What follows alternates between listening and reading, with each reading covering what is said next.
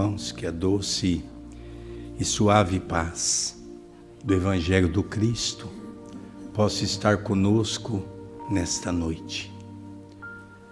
A reflexão que o Evangelho nos convida é a paz. Diante de uma guerra preeminente no mundo, todos nós estamos sendo convidados para analisar e tentar entender o que se trata a paz. Analisando o contexto da Terra, nós vamos ver no livro A Caminho da Luz, Emmanuel, dizer para todos nós sobre os exilados de Capela, um povo que chegou aqui há mais ou menos 5.000 anos, um povo inteligente que havia desenvolvido a sua inteligência, mas não havia desenvolvido a moralidade. E esse povo começou, logicamente, a conviver com aquela comunidade primitiva que Deus havia criado nesse planeta abençoado. É importante nós nos referirmos que a Terra até hoje, nesses 5.000 anos, ela nunca teve um dia sem guerra. Analisando desse ponto de história da humanidade, nós vamos ver que Moisés, que tinha aquela obrigação de conduzir aquele povo, que era um povo hebreu, à busca de uma cidade chamada a Cidade Prometida, num determinado momento ele recebe uma orientação que ele deveria subir no Monte Sinai e recebeu os 10 mandamentos. Os 3 primeiros, o amor que nós deveríamos ter para com Deus, nosso Pai, e os outros, leis que nós deveríamos amar o próximo, como não matarás, não roubarás, não cobiçarás a mulher do teu próximo, honrai seu pai e sua mãe. Era um momento primitivo da humanidade, onde o mal imperava sobre todas as coisas. Quase 2.000 anos depois, Jesus, o nosso divino amigo, fez questão de estar entre nós num corpo físico para nos ensinar a lei do amor. Começa uma nova era da humanidade, saíamos do mundo primitivo para o mundo de provas e expiações. O mundo de provas e expiações que nós temos até hoje é um mundo pela qual o mal ainda impera sobre o bem. Mas quando um doutor da lei foi questionar Jesus, relembremos que Jesus era judeu, e naquela época o judeu seguia o Velho Testamento, onde tinha os 10 mandamentos como ponta de honra. Um doutor da lei lhe pergunta: Senhor, qual é o maior mandamento? Para ver se Jesus se enganava, cometia uma falha. E Jesus, então, de uma maneira bastante lógica, disse a ele: amarás a teu Deus de todo o seu coração, de toda a sua alma e de todo o seu entendimento, e amarás a teu próximo como a si mesmo. Jesus resume os 10 mandamentos em apenas 2. Amar a Deus sobre todas as coisas e ao próximo como a si mesmo. Jesus veio trazer para todos nós a lei do amor. Não esse amor que nós vivemos hoje, que é um amor egocêntrico, um amor egóico, um amor egoísta. Jesus nos ensinou o amor imutável, o amor que não tem fronteiras, o amor verdadeiro para aqueles que compreendem a criação divina. O tempo foi passando, mas Jesus também, num determinado momento, nos falava da terceira revelação. E vamos relembrar que a terceira revelação nós vamos encontrar no capítulo 6 do Evangelho segundo o Espiritismo, o Cristo Consolador. Quando João relata as palavras de Jesus, se vós me amais, guardais os meus mandamentos, eu rogarei a Deus, o nosso Pai, e Ele vos enviará um outro Consolador. Dirás tudo o que eu já vos tenho dito e muito mais. Identificarás em vosso meio como o Espírito da verdade. No século XVIII, quando a Europa tinha os grandes fenômenos das mesas girantes, aquele homem de 50 para 51 anos de idade, Hippolyte Léon Denisard Rivaio, uma inteligência sublime, estudou em Wimbledon com o maior cérebro da educação da época, Henri Pestalozzi, fez-nos lembrar que quando retornou para a França, o governo da França o convida para instituir o método pestalozziano na França. Em seguida, a Alemanha convida Hippolyte Léon para também fazer com que o estudo sistematizado pudesse ser implantado na Alemanha. Um homem de uma inteligência, uma cultura magnífica. Um homem que se identificava até como ateu, não acreditava nas religiões tradicionalistas. De 50 para 51 anos de idade, um amigo chamado Forestier lhe convida com muita propriedade para assistir uma sessão da mesa gigante. E ele então, naquele momento, de uma maneira sublimada, ele acompanha tudo isso. E ao acompanhar, de uma maneira belíssima, o amigo Forestier lhe pergunta: Hippolyte, o que você achou da reunião? E ele então diz: uma mesa, por trás de um ser inanimado, existe um ser inteligente, porque uma mesa não tem cérebro para pensar e nem músculos para se movimentar. Quando ele começa a escrever, ele começa a receber pelas pancadas que ele estava equivocado. E quando ele vai tirar suas informações, ele então recebe da espiritualidade o título do Espírito da Verdade, que estaria assinando a obra.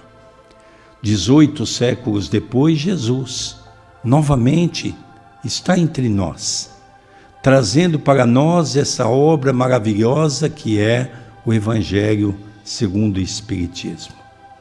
Saindo de um mundo de provas e expiações para um mundo de regeneração. O mundo de regeneração é um mundo pela qual o amor já vai começar a imperar em nossos meios. Por que nós, os espíritas, estamos tão preocupados com a guerra? Por que nós chamamos os governos de irresponsáveis? Por que nós fomentamos a guerra? Por que nós alimentamos a guerra emocionalmente e mentalmente? A partir do momento em que nós ficamos o tempo todo de frente de uma televisão acompanhando as desgraças, ou seja, aquilo que as televisões querem passar para nós, porque quem paga mais, logicamente as informações são tendenciosas, isso é no mundo todo e nós sabemos disso. Quando vamos estudar o livro terceiro, que é o livro que está dentro do livro dos Espíritos, nós vamos encontrar sobre a guerra, dentro da lei de destruição, que é necessário que se destrua. Por que nós estamos com medo da morte? O que é a morte? O Espiritismo vem mostrar para todos nós e abrirmos uma nova visão para entendermos a vida. Mas se nesse momento tem muitas pessoas em guerra, nessa mesma guerra de conflitos emocionais, Jesus nunca precisou tanto de nós como está a precisar na atualidade. Qual de nós que estamos cooperando com Jesus e com os benfeitores espirituais que estão trabalhando para o bem? Qual de nós que estamos fazendo o culto do Evangelho no lar? Qual de nós que intensificamos o culto do Evangelho, que era uma vez por semana, e passamos a fazer todos os dias para cooperar e fazer da nossa casa algo sublimado? Então Jesus, principalmente nós os espíritas cristãos, lembremos que Jesus disse: a quem muito foi dado, muito será cobrado. E a nós foi desvendado aquele processo da ignorância, porque tudo até então era sobrenatural. E Kardec vem dizer para nós que o sobrenatural não existe, é o natural desconhecido. A partir do momento em que todos nós passamos a conhecer as leis divinas criadas por Deus, nós passamos a entender que tudo está absolutamente dentro das leis divinas. Por que o medo? Se nós vamos na questão 625 do Livro dos Espíritos, quando Kardec pergunta qual é o guia e o modelo mais perfeito que Deus concedeu ao homem na Terra, e os Espíritos respondem: vede Jesus. Se Jesus é o nosso governador espiritual, como no livro de nosso querido André Luiz, pela lavra mediúnica de Chico Xavier, nos afiança que Jesus é o nosso governador espiritual, e se nós dizemos que somos cristãos e acreditamos na força superior do Criador, por que temos medo? E medo do quê? É dentro dessa expectativa que nós vamos analisar um pouquinho alguns pontos importantes, não é? O que busca? O que cada um de nós estamos buscando nessa existência? Antes de conhecermos essa doutrina encantadora, nós tínhamos um pensamento, mas hoje nós passamos a ter um outro pensamento, que devemos buscar novos princípios, onde vivemos num mundo onde a matéria é algo gritante. O materialismo é algo que encanta os olhos da criatura humana. Mas 2000 anos se passaram e até hoje nós não conseguimos buscar a essência pela qual Jesus nos trouxe quando esteve em nossos meios.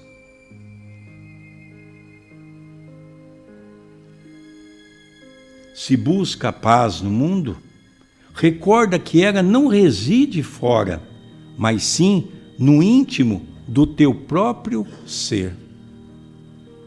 Nós precisamos começar a buscar essa paz. Não é um governo dos Estados Unidos que vai assinar uma declaração de paz. Não é um governo do Irã que vai assinar um termo de paz. Não é o povo judeu que vai assinar um termo de paz.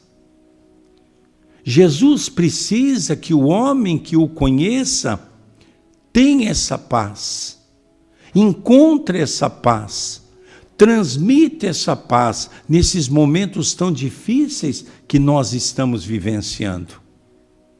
Conversava há pouco com a nossa irmã Leonor, nós nunca vimos a Terra com uma vibração tão baixa como está hoje.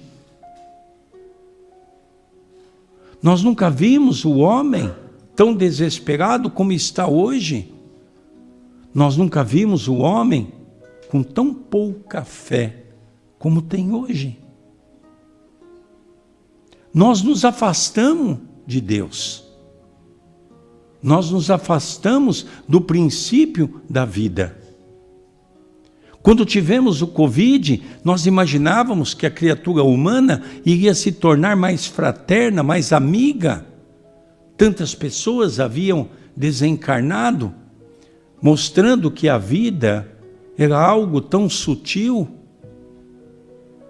Mas em vez de nós nos tornarmos criaturas mais dóceis, nós ficamos criaturas mais amargas, mais materialistas. E hoje nós precisamos repensar o que o Evangelho espera de cada um de nós nesse momento transitório. Mas poderíamos perguntar: onde encontrar a paz? Um livro pequeno como esse, onde eu tirei algumas coisas, que é o lançamento do nosso querido André Luiz, pelo Espírito de Natanael, ele nos questiona na questão número 3 sobre a paz, onde encontrar a paz? Muitas vezes procuramos reconforto nos templos de oração. Hoje é quarta-feira, eu vou no GEAC para tomar um passe. Lógico que isso é uma bênção que Deus nos concedeu, uma casa com essa natureza, com uma espiritualidade magnífica que aqui se encontra. Mas dentro dessa casa nós também somos orientados a procurarmos o reconforto dentro do nosso lar. Há 2000 anos atrás, Jesus nos ensinou com muita propriedade a fazer o culto do Evangelho no lar, onde ele realizava a casa de Pedro, em Cafarnaum. Todas aquelas noites levavam doentes para que Jesus pudesse curar. Nós hoje temos uma ferramenta magnífica no movimento espírita e não usamos.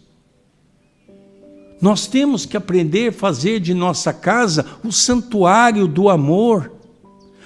Sérgio, mas na minha casa ninguém me acompanha. Faça sozinho. Eu não preciso de ninguém para fazer o culto do Evangelho na minha casa.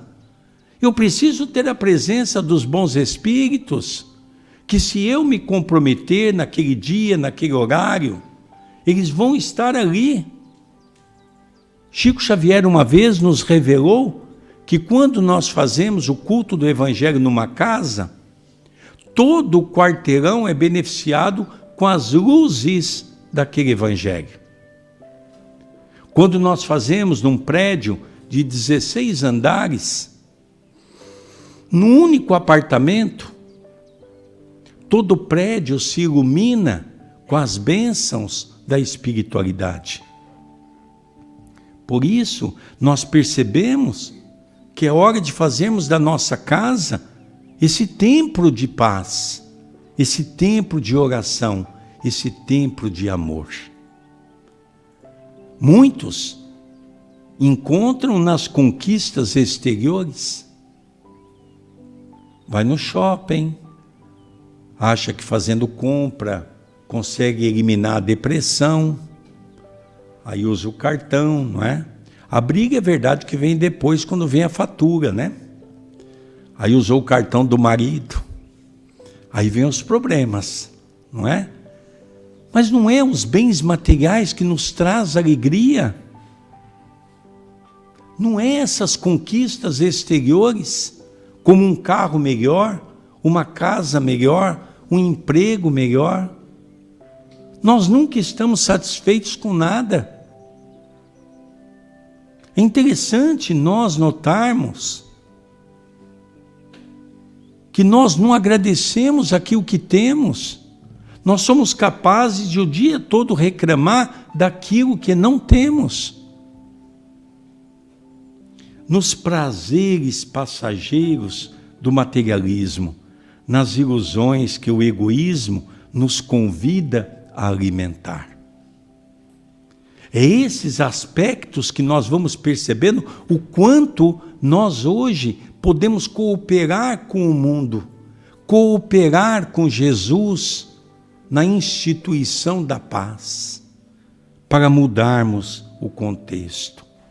No Evangelho segundo o Espiritismo, no capítulo 9, sobre amar ao próximo como a si mesmo, uma simples frase, quando ele diz, paz como fruto de caridade.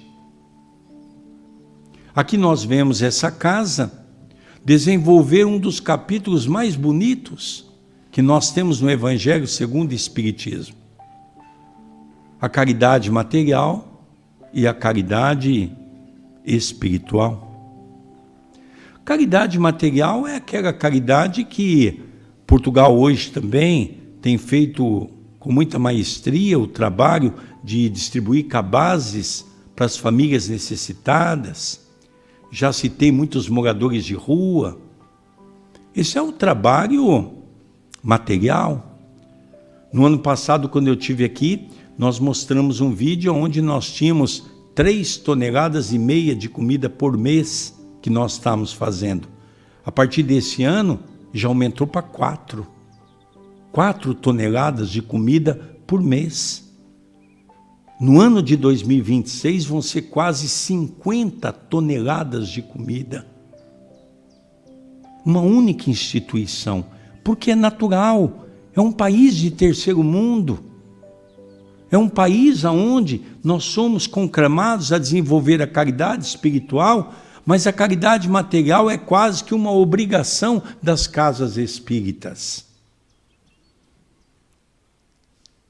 E essa casa também desenvolve a caridade espiritual, através do passe, do atendimento fraterno, das macas,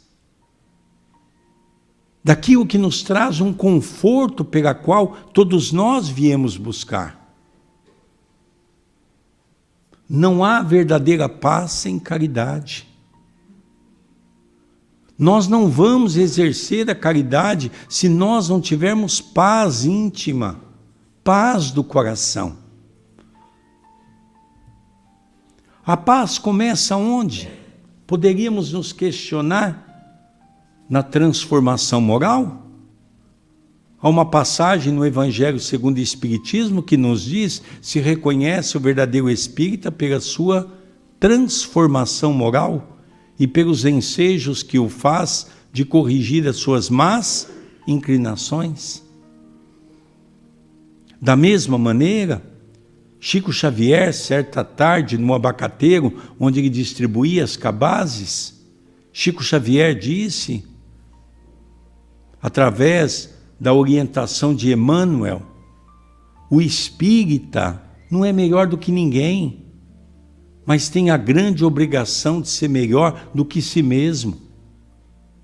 Cada um de nós que aqui estamos, temos que disputar conosco mesmo, tentando abandonar aquele homem velho que ainda está dentro de nós, para permitir que um homem novo possa fazer com que o nosso dia a dia possa ser melhor, através da caridade, do amor ao próximo, da beneficência, da benemerência, de todas aquelas qualidades intrínsecas que Jesus ensinou-nos quando esteve em nossos meios. Então a paz começa nessa transformação moral. Entretanto, esquecemos que a verdadeira paz nasce de uma consciência serena e em paz, com os compromissos que a vida nos confiou. Se eu passar a ter confiança e paz, eu vou resolver todas as minhas coisas com mais tranquilidade, seja no campo da matéria, seja no campo espiritual dos sentimentos, porque nós vamos aprender a dosar o nosso equilíbrio mental. E não tem como ser diferente. A paz verdadeira não é apenas exterior. Interessante, às vezes a gente vem para o centro E às vezes nós mesmo aqui, é uma casa de oração, a gente tem um comportamento diferente. Mas nós somos conclamados a ser, em todos os lugares, aquela mesma pessoa. Eu não posso, dentro do centro espírita, ser um personagem e fora do centro espírita ser outro. Eu não posso vir numa casa espírita, falar calmo, falar manso, e chegar na minha casa, ser um déspota, ser um espírito indiferente com a esposa, com os filhos. Me faz lembrar uma historieta contada por um orador no Brasil, Richard Simonetti, que é uma história que calha bem com esse momento que nós estamos vendo da parte exterior. Havia um casal com 2 filhos. O homem era um presidente de uma casa espírita. Era sempre muito atencioso na casa. A mulher, com 2 crianças pequenas, mal conseguia ir ao centro, apenas para levar a evangelização quando as crianças estavam nessa idade. É quando ela começava a ter um pouco mais de liberdade dentro da casa. Certa feita, pediu ao marido que o levasse numa sessão pública para que ela pudesse tomar um passe. Foi ela, o marido, as crianças. As crianças foram para a evangelização e ela ficou vendo o comportamento do marido. O marido, com um comportamento exemplar, cumprimentava um, abraçava o outro, uma palavra de amizade aqui, uma palavra de amor ali, socorrendo todos com bondade, com alegria, com sorriso, sempre acompanhado de uma palavra amiga. E a esposa olhando a conduta do marido, uma conduta exemplar de um espírita. Quando terminou a sessão, eles iam embora, entraram no carro, e a esposa diz: meu bem, que maravilha que foi o trabalho. Ah, você gostou? Gostei. Olha, no fundo do centro não tem uma casa? Tem, nós vamos mudar para essa casa. Não, bem, não pode, a casa não é minha, a casa é do centro. Não, nós vamos mudar para essa casa. Nós vamos mudar para lá. Não, bem, não pode. O centro tem os associados, nós não podemos ir para lá. Não, nós vamos mudar para essa casa. Mas por quê, bem? Porque eu quero, na minha casa, aquele homem que eu vi como presidente do centro. Porque aqui você me xinga, me maltrata, tudo você reclama, tudo você xinga, você não tem tempo para os seus filhos, você não tem tempo para brincar com eles. E no centro você é diferente. Quem sabe a gente mudando para lá, você vai dar mais atenção para mim. Você vai dar mais atenção para os seus filhos. Então nós não podemos ser 2 personas. Na nossa casa sermos um e no centro sermos outro. Nós temos que ter uma paz verdadeira onde nós somos, aonde nós estamos.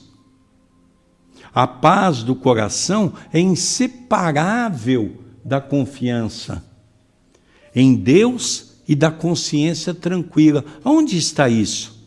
No Evangelho segundo o Espiritismo, capítulo 27, pedi e obtereis. A paz do coração, vamos relembrar, é inseparável da confiança em Deus. Veja, qualquer dificuldade que nós temos na vida, nós dizemos: eu perdi a fé. Não, você não perdeu. Você nunca teve. Quem tem fé não perde. Mesmo diante dos momentos difíceis da vida, todos nós, os espíritas, somos sabedores que existe uma colheita. Como Paulo dizia na sua primeira epístola, o plantio é livre, mas a colheita é obrigatória. Todos nós estamos colhendo aquilo pela qual um dia nós plantamos. E logicamente todos nós estamos hoje colhendo aquilo que plantamos no passado, Mas ao mesmo tempo, somos convidados a fazer um novo plantio para colhermos amanhã no futuro.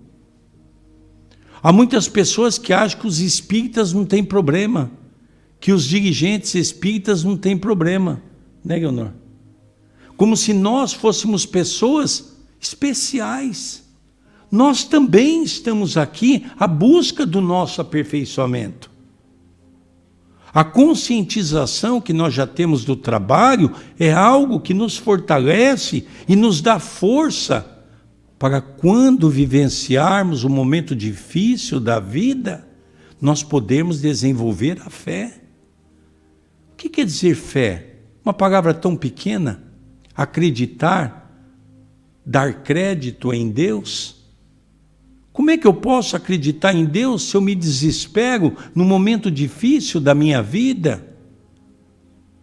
Porque quando a dor visita a porta de casa, nós temos dois caminhos. O caminho mais comum, o caminho da revolta. Aquele que eu me revolto contra Deus, contra Jesus, contra os meus familiares. Por que eu estou passando por isso? E o outro caminho é o caminho da regeneração. O caminho da regeneração é aquele que nós vamos sim derrubar algumas lágrimas, vamos chorar, vamos ficar entristecidos com muitas situações, mas ao mesmo tempo vamos compreender que aquilo é necessário para a nossa evolução. Deus, como Pai, não age como a justiça humana, aonde, para os amigos, há uma ajuda, para os inimigos, cumpra-se a lei. É o que nós estamos vendo hoje, e sempre foi assim. A justiça divina não, ela é impecável. Ela nos dá essa certeza de que nós temos que começar a mudar o contexto da Terra. Caminhando um pouquinho mais, o amor como caminho para a paz. Esse amor que nós desconhecemos, esse amor que nós ainda não temos um conhecimento pleno daquilo que Jesus vivenciou. E é esse amor que vai nos levar o caminho para a paz. Quando essa casa distribui os cabazes para as famílias necessitadas, não se pergunta que religião essas pessoas são. Qual é a cor dessas pessoas? É a raça branca, negra, raça amarela, raça vermelha? Pouco importa. O que importa é que são famílias que estão precisando. E aí nós vamos ver que não há paz sem amor. Veja, as palavras vão se repetindo ao longo da mensagem. Porque o Evangelho é amor. O Evangelho é amor na sua pureza. Se nós pudermos traduzir o Evangelho em apenas uma única palavra, nós resumiríamos em amor, que é o que Jesus nos ensinou. Assim como não há amor sem perdão. 2000 anos se passaram, Jesus deixou um grande lenitivo de ensinamento sobre o perdão, e até hoje nós temos dificuldade de entender e de perdoar. A reencarnação que a doutrina espírita nos traz como um pilar central da doutrina espírita, nos faz compreender que os desafetos de hoje são aqueles mesmos que eu fiz no ontem. Quando eu passo por uma provação, é a mesma que eu fiz alguém passar ontem. A lei da justiça divina é perfeita.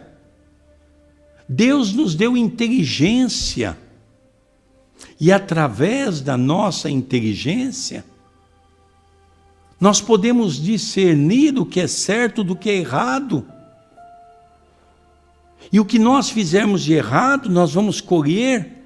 O que fizermos de certo, também nós vamos colher. Que a justiça de Deus é uma justiça divina, é uma justiça amorosa.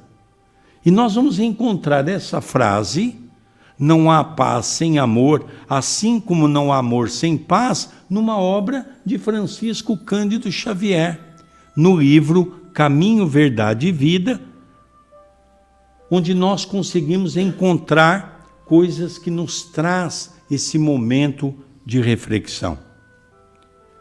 Construir. Como é que nós vamos construir a paz em nosso cotidiano? Nós vamos encontrar naquele livrinho pequeno que nós falamos do André Luiz, pelo Espírito de Natanael, quando ele diz: quando te esforças por oferecer o melhor de ti, com sinceridade e boa vontade, sentirás nascer suavemente a paz profunda que floresce no coração e ilumina todo o seu caminho. Então, quando eu tenho certeza que a nossa irmã Leonor vai e pode contar muitas histórias quando entrega as cabazes, mas aquele sorriso que aquelas pessoas dão, aquele Deus lhe pague, coroado de um momento de paz daquelas pessoas, invade o nosso coração. E nós sentimos essa alegria, essa melhora entre nós mesmos. Nós sentimos algo diferente, algo que nos contagia, algo que nos dá prazer em continuar fazendo, porque a caridade é contagiosa e a caridade nos convida a esse aspecto de reflexão cada vez maior. Queridos irmãos, que a paz do Divino Mestre possa continuar nos envolvendo, nos abraçando, nos iluminando, e que cada um de nós possamos ajudar Jesus nesse momento tão crítico, nesse momento tão difícil, que é um momento de transição planetária. Todos nós, espírita, já estamos ouvindo falar dos oradores, estamos lendo nos livros as obras da espiritualidade, alertando a cada um de nós sobre o momento de transição planetária.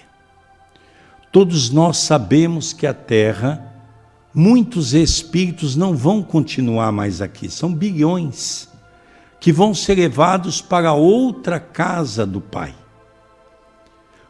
As reencarnações estão se esgotando no que tange ao mundo de provas e expiações. Aqueles que quiserem continuar no planeta Terra vão entrar no mundo de regeneração, aonde nós somos compelidos ao amor. A nossa irmã, que nos antecedeu as falas, estava falando do trabalho desta casa. É lógico que sem a matéria, sem os recursos financeiros, ninguém consegue tocar nada. Mas é verdade também que o parte espiritual desta casa é tão grande que ela acaba suprindo tudo isso, e nós vamos, à mercê do amor do Cristo, nós vamos recebendo toda essa condição. Que Jesus nos abençoe, nos fortaleça e nos ilumine hoje e todo sempre.